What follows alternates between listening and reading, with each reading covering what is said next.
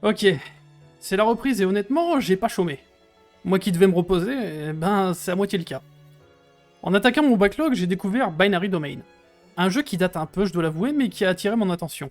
La technologie pour construire un robot à enveloppe corporelle ou biologique existe depuis assez longtemps, mais c'était illégal. Alors oui, c'est vraiment la VF originale, mais c'est pas de ça que je voulais parler, mais plutôt son système d'ordre par commande vocale. Tire pas tant que je te donne pas le signal. Pigé? Ouais. Alors ça, je trouve. Va à couvert.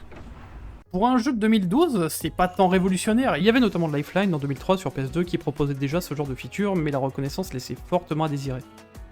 Et malheureusement, je peux pas dire que ce soit bien mieux sur Binary Domain, hein.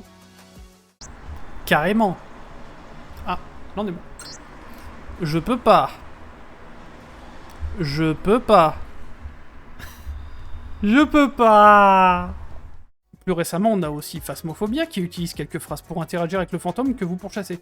Que ce soit via la Spirit Box ou tout simplement en faisant du bruit. Et là encore, c'est pas toujours au point, même si dans ce dernier, l'absence de réponse fait également partie du gameplay, rendant plus difficile de savoir si le jeu a bien détecté ce qu'on dit ou non.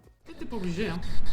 En tout cas, si tu veux continuer la discussion avec Vanderson, n'hésite pas à aller sur Blue Sky UX Explorer. Là, tu fais sa promo, quel Ah, elle a répondu. Bref, c'est gadget, mais je trouve que l'interaction vocale, en plus de rendre le tout plus immersif, permet aussi de rajouter un semblant de fun. Et côté UX, cela peut aussi solutionner certains parcours de menu un peu complexes. Au lieu de donner des ordres en cherchant dans une liste, on a plus vite fait de demander vocalement. Dans un autre registre, on entend beaucoup parler de l'IA, de cette capacité qu'elle a désormais à comprendre de mieux en mieux le langage naturel. Alors dans ma tête, ça a commencé à fuser. Peut-être qu'une bonne reconnaissance vocale, cumulée à une IA capable de converser, ça pourrait donner une expérience un peu innovante. Et oui, je sais qu'il existe des jeux qui le font déjà, notamment Suck Up, un jeu de vampire où vous devez convaincre les résidents d'une ville de vous laisser rentrer chez eux pour boire leur sang, ou encore Pick Me, un jeu de séduction où deux joueurs s'affrontent en discutant à tour de rôle avec une IA. Celui qui sera le plus fusionnel avec elle gagne un rendez-vous. Et bien que ce soit assez novateur et drôle sur le papier, ça reste un peu gadget, c'est le genre de jeu qui, selon moi, surfe un peu sur la vague en sortant rapidement un concept dont on fait rapidement le tour. Et je suis persuadé que ce genre d'innovation arrivera de toute manière dans des grosses productions, type RPG par exemple, pour vivre des expériences qui nous seront propres. Et c'est là qu'on va se demander, est-ce qu'on n'aurait pas déjà les moyens de faire une intégration de ce genre dans un proto de jeu? Et si oui, est-ce qu'on peut envisager de pouvoir non seulement dialoguer avec l'IA, mais également lui donner des ordres en conservant un langage naturel?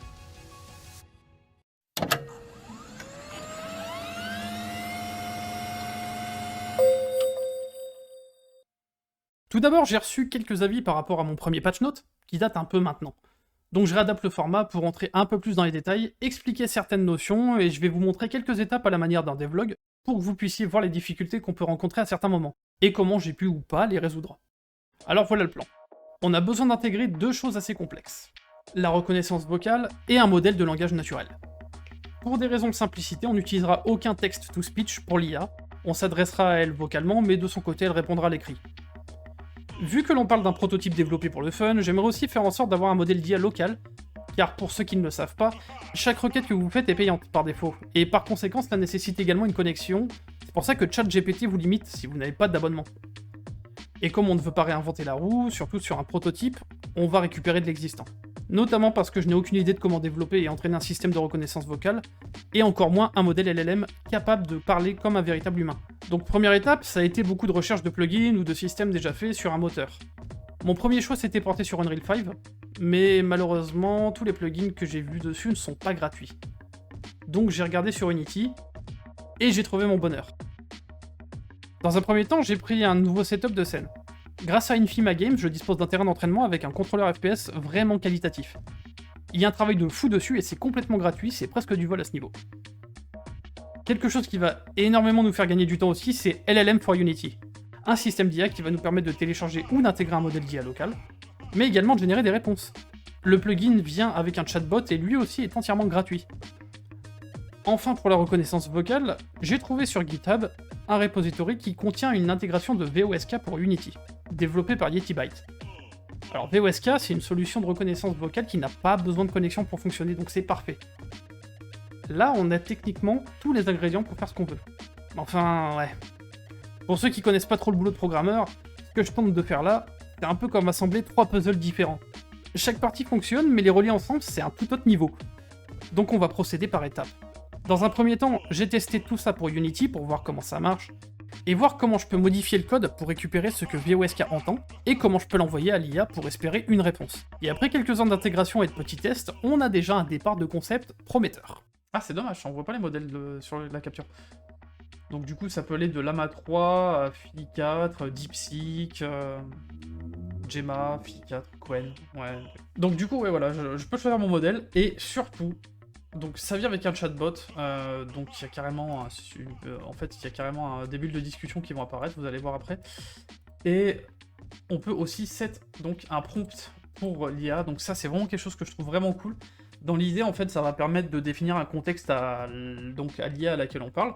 Alors je sais pas à quel point en termes de performance c'est vraiment genre gourmand d'avoir un système déjà d'interprétation, parce que je vois que Llama répond assez vite, mais en jeu sur de l'embarquer comme ça, vraiment dans des conditions de jeu vidéo complet, je sais pas à quel point c'est... je sais pas à quel point ça bouffe, donc faudrait voir. Donc là je suis sur un modèle français, normalement il interprétera en français. Soldats, garde à vous!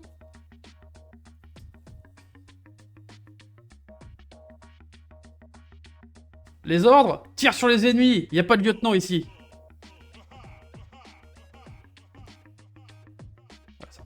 Ça marchera aussi, on va dire. En fait, le modèle, il fait beaucoup de grandes phrases, là. J'aimerais des trucs peut-être un peu plus rapides, un peu moins lyriques, parce que là, ça fait quand même beaucoup de... Enfin, c'est des grosses lignes de dialogue. En plus, il y a beaucoup de descriptions, en fait, avec des parenthèses. Alors ça, c'est bien.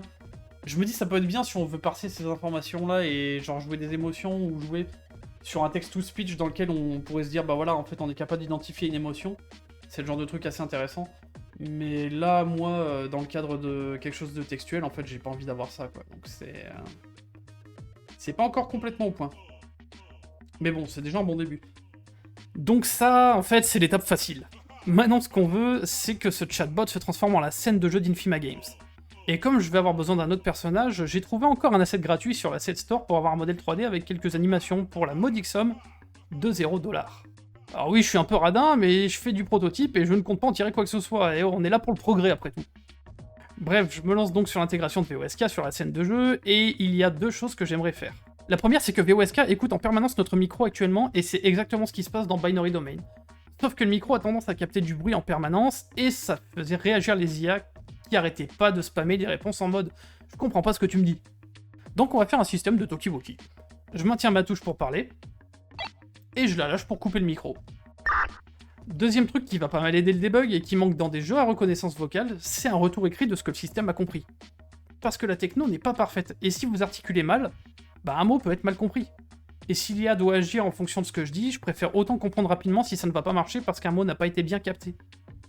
Comme en UX Web, l'utilisateur doit toujours savoir ce qui se passe, alors une petite interface pour les communications, ça fera pas de mal. Au passage, vous constaterez que j'ai un micro moins qualitatif pendant ces vidéos, désolé, mais j'ai enregistré en spontané sur mon laptop. Allô, allô. Est-ce que tu m'entends bien? Est-ce que tu me reçois bien? Est-ce que ça merde? Ouais. Allô? Encore? Ici, il y a eu pas mal de problèmes. Le premier que je n'ai pas montré, en runtime, l'écoute de VOSK en continu fait exploser l'usage CPU, à tel point que le jeu tournait à 2 FPS quand je l'active. Heureusement, je me suis vite rendu compte de ce qui pouvait clocher. Le système fonctionnait sur une update standard Unity. Pour comprendre ce qui se passe, l'analyse vocale, c'est écouter un micro et stocker les données entendues dans un grand tableau de données. Et ces tableaux subissent par la suite différents traitements plus ou moins gourmands pour déterminer s'il y a des mots, et quand est-ce qu'une phrase est terminée. Donc la mettre dans une update standard, c'est procéder à ces traitements toutes les frames. Donc si vous tournez en 60 fps, il y a moyen que le PC n'arrive pas à tourner le traitement 60 fois dans une seconde. Donc j'ai fait quelque chose de révolutionnaire. Je fais tourner le processus dans un thread à part. Le threading, c'est utilisé dans tous les jeux, et ça consiste à isoler plusieurs tâches pour les faire tourner en parallèle sans bloquer le thread principal. Si votre PC bloque, c'est en général que le thread principal n'arrive plus à suivre. C'est un peu l'équivalent de faire la cuisine et de faire cuire plusieurs plats en même temps, plutôt que de les faire les uns à la suite des autres. Résultat, la scène reste fluide, sans ralentissement. Ce petit ajustement, c'est ce qui m'a évité de saboter ma démo. Deuxième souci qui lui est visible, c'est les ratés dans certains messages. Et ça, c'est un peu de ma faute. À vouloir limiter l'écoute de VOSK, j'ai perturbé le programme. En fait, si VOSK enregistre en continu, c'est pas uniquement parce que c'est plus facile. Je crois que j'ai compris ce qui se passe en fait. C'est juste que VOSK a besoin de silence pendant un petit moment pour détecter la fin de l'enregistrement. Et vu que moi je faisais un délai du coup pour corriger ça, en fait le délai des fois se stoppait un peu trop tôt. Enfin, se stoppait au moment où je relançais une phrase. Donc pour l'instant j'ai un petit fixe, mais en fait il va pas vraiment tout régler. Donc là normalement techniquement je peux spammer. Donc je peux faire ça. Et là je reprends et je me dis attends, ça va être la même phrase. Ou pas. Ah si c'est bon, ça l'affiche. Ouais j'ai eu peur. Mais du coup là tu vois c'est toujours la même phrase. Et donc techniquement si je lance là en fait il continue à détecter. Et ça c'est un problème. Il faut que je trouve un moyen clean de pouvoir couper l'écoute tout en laissant VOSK continuer à process le délai et à écouter le moment où il y a du silence. C'est un enfer. Ouais, je puisse muter le micro en fait. C'est pas con. Donc ma solution de muter le micro, c'est pas possible nativement sur Unity. On n'a pas accès aux périphériques sonores pour les muter. Mais j'ai trouvé un autre moyen de faire. Plutôt que de muter le micro, ce que je fais, c'est que je vais générer un silence de la taille d'un bloc de données qu'on est censé analyser pour dire voilà, c'est cette donnée-là c'est cette taille de données-là que tu vas analyser pour déterminer la phrase. Donc du coup, maintenant, ce qui se passe, c'est que quand je parle, ça va assez vite, c'est assez rapide maintenant. Donc je suis vraiment sur de la réactivité en mode hello, comment ça va? C'est un. Ok, là c'est un peu long. Maintenant oui. Maintenant non. Le premier est un peu long, mais après ça va. J'adore. Ça me rend très heureux. Voilà, donc je suis plutôt satisfait là. Il faudrait juste que je vois pourquoi la phrase de départ met du temps. Est-ce que j'ai réglé le problème du premier message plus long? Absolument pas. Honnêtement, j'ai pas regardé, mais je pense que VOSK a besoin de lancer la machine une première fois, et après certaines opérations sont sûrement en cache, ce qui accélère le processus. Mais dans un jeu fini, on pourrait très bien lancer une première entrée pendant un chargement, histoire de lancer la machine, et s'assurer que le système est opérationnel. Bref, on s'en fout, ça marche. Donc, la prochaine étape, c'est d'avoir une réponse. Grosse ellipse ici. Donc pour faire simple, j'ai essayé plusieurs modèles d'IA différents pour tomber sur celui qui fonctionnera le mieux. Et le problème est que pour l'instant, je n'ai pas trouvé de modèle convaincant. J'ai beau essayer de modifier le prompt pour lui donner un maximum de contexte, soit j'ai un modèle léger mais complètement débile, soit j'ai un modèle lourd et qui met beaucoup de temps à process, et qui se débrouille parfois mieux. Donc j'ai opté pour la vitesse en prenant un modèle pas très intelligent. Sauf que quand j'utilise OBS pour enregistrer, vous allez voir que ça met beaucoup de temps. Ok, on va pas tarder à y aller.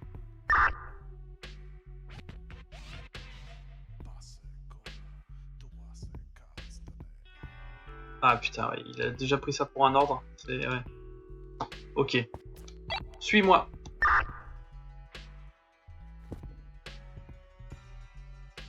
Ouais, très bien.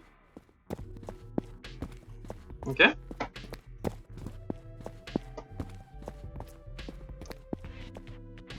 Ah bah il s'arrête. Hein.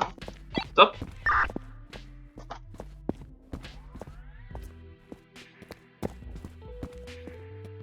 T'as décidé d'être long à la détente, non? Il est long là comme ça.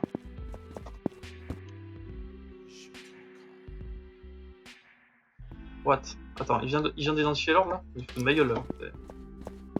Oh, c'est long là. Et pour vous prouver que normalement ça va plus vite, voici une vidéo enregistrée avec du matériel professionnel. Suis-moi. Stop. Et ça marche aussi en anglais. Alright, then it's time to follow me. Dans ce convoi, j'ai une IA qui suit mes ordres, mais qui cependant n'arrive pas à discerner un ordre d'une phrase standard. Et c'est un peu ce qui m'embête pour le moment. J'aurais voulu pouvoir jouer sur le langage naturel pour pouvoir avoir de l'interaction naturelle et humaine. Et d'un autre côté, je voulais aussi permettre à l'IA de s'adapter à ce qu'on dit pour ne pas avoir ce côté je ne réponds qu'à une seule phrase préconstruite, qui cause justement du tort dans un jeu comme Binary Domain. Et même si VOSK n'est pas parfait, il suffit d'arriver à transmettre une idée assez claire pour que l'IA arrive à en déduire une action. Pour faire ça, j'ai demandé à l'IA d'identifier si une phrase est un ordre ou non, chose qui marche moyennement pour le moment. Si elle identifie un ordre, elle prend le mot-clé le plus significatif qu'elle doit mettre à l'infinitif et entre crochets. Exemple, suis-moi devient suivre. L'intérêt de ça, c'est que je peux tout de suite identifier si c'est une commande, comme ça j'évite d'afficher dans le chat. Et grâce à l'infinitif, je peux définir un ensemble de mots-clés que je mets dans une liste. Si un de ces mots correspond, alors je peux lancer l'action correspondante.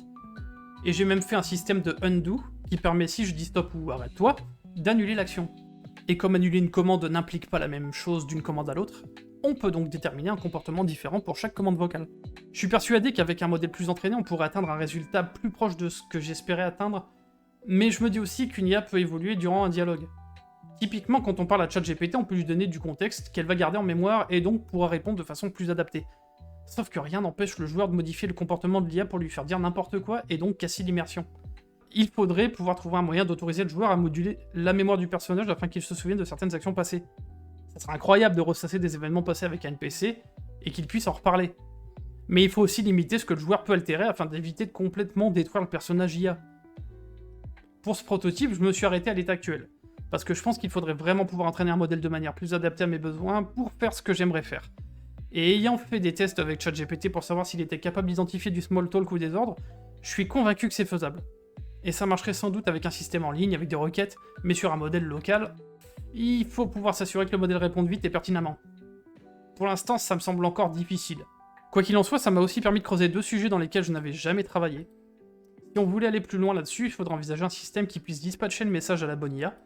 Et là encore, il va falloir travailler sur la reconnaissance vocale, parce que si on veut s'adresser à un personnage par son nom, il faut faire en sorte que ça soit bien reconnu. Si on veut employer un nom étranger sur un modèle de reconnaissance français, il y a peu de chances qu'on puisse identifier le NPC. On pourrait donc utiliser un bouton par IA, mais ça sous-entend qu'on ne peut pas avoir beaucoup d'IA actives à un instant T. Et qu'est-ce qui se passe si j'ai envie de parler à plusieurs NPC en même temps? Bref, c'était ma petite lubie du moment après avoir joué à Binary Domain, et je sais que certains modes de Skyrim ont déjà implémenté quelque chose du genre, donc rien d'innovant techniquement dans ma démarche, mais je trouvais ça intéressant.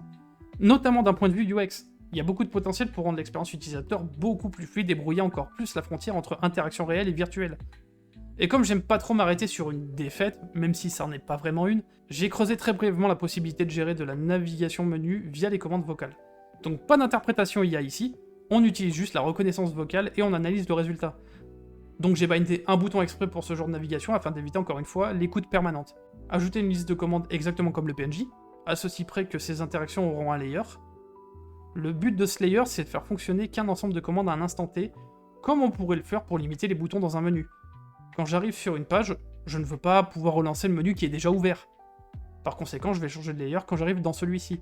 Et on peut envisager ça dans n'importe quel sous-menu. Dans ce cas, j'utilise un nombre entier, mais on pourrait utiliser un énumérateur afin de donner un nom plus parlant à ces layers. La limite de la reconnaissance vocale m'impose aussi d'envisager plusieurs mots-clés pour un mot parce qu'on ne sait jamais vraiment comment il va être interprété par VOSK. Mais même dans ce domaine, il y a moyen de rendre la navigation assez accessible uniquement avec la voix sans trop d'efforts. Menu. Options. Nice. Fermé.